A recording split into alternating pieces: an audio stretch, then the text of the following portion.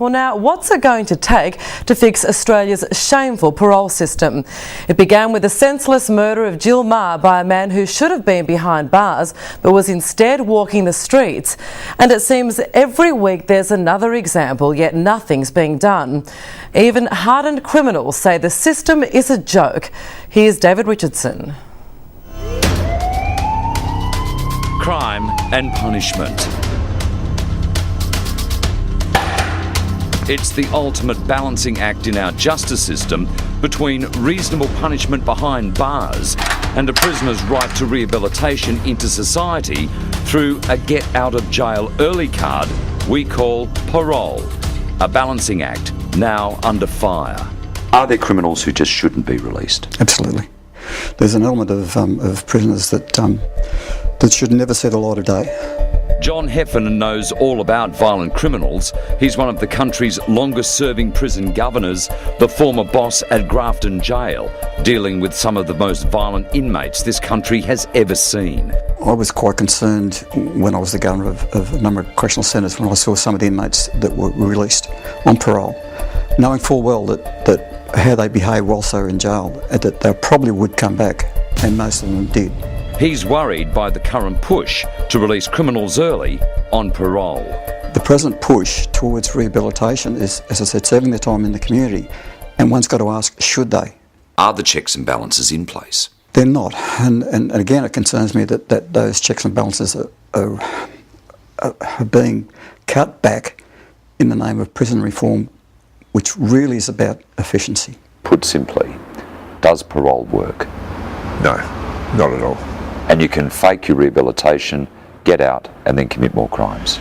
All you have to do to get released is do the courses that they offer you in jail. That's it.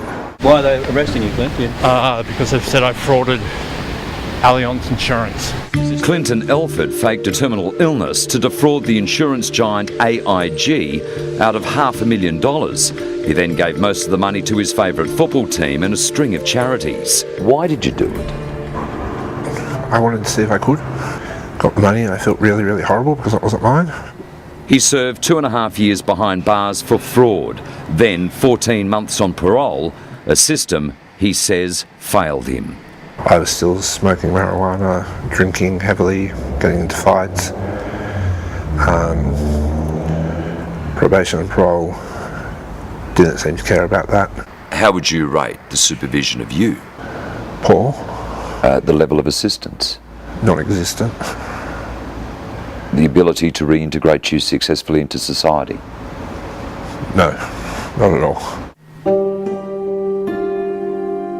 Clinton today survives in a small unit in a largely derelict motel. He has a couple of odd jobs, but blames the parole system for virtually pushing him back towards crime, like so many other prisoners released into the community early. Do you believe the parole system keeps the community safe? No, I don't.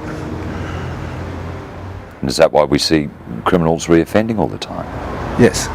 And some of those fresh offences have deadly consequences. The 30-year-old woman was waiting for a bus when a man allegedly tried to rip her clothes off, then stabbed and bashed her. A chilling attack on a Sydney street. The alleged offender, 46-year-old Terence Leary, a man on parole, but responsible for a chillingly similar crime more than 20 years ago.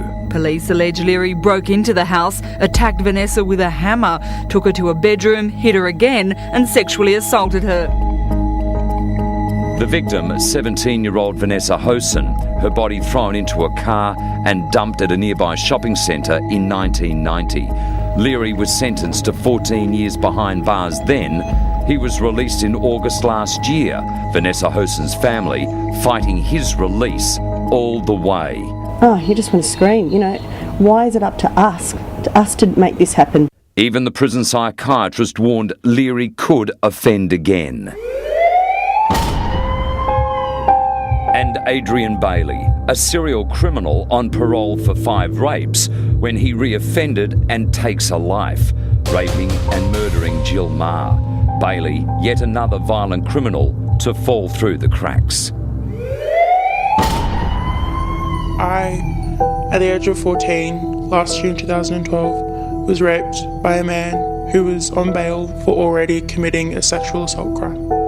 This teenager, who we can't identify, was raped by a serial offender. But despite a string of bail breaches, her attacker will be released into the community early on parole. 3.5 years of a 4.5-year sentence suspended. They're about to let a man who has raped 3 young girls under the age of 16 and has already had previous sexual assault charges, has choked and given a concussion to a 12-year-old girl in 3 months into our community. And people should know about it. We should know what we're dealing with. I have no difficulty with a person being released to parole if they are adequately supervised. The question is, I don't believe at the moment that they are being adequately supervised. And what we seem to be doing is giving more rights to parolees than we are to Joe Public. Howard Brown from the Victims of Crime Association League, or VOCAL, believes the community is at risk from violent criminals being released too early. What's the problem? Overcrowding? No, we've got plenty of room in our jails. So then why not keep them in? It's a philosophy. It's a philosophy that is conducted throughout our legal system. There is a huge lobby group which is intent on seeing prisoners released and released as quickly as possible. Should we just keep them in there for the duration of their sentence? No parole, get rid of it. I think that would take a very, very brave man to go down that track. With dozens and dozens of murderers and literally hundreds of sex offenders already in the community, critics wonder just who is watching out. There are also questions about cuts to the prison budgets, cuts that affect how strictly parolees are monitored, if at all. It seems to me it's about risk management, and I think that those that make those decisions hope that if something goes wrong, the damage is minimal. Sometimes it's not, and I think we've seen that in recent times. So people could lose their lives because of this, and they have. They have. David Richardson there, and it's no wonder that some community groups are pushing for a register so people know where violent offenders are living while on parole.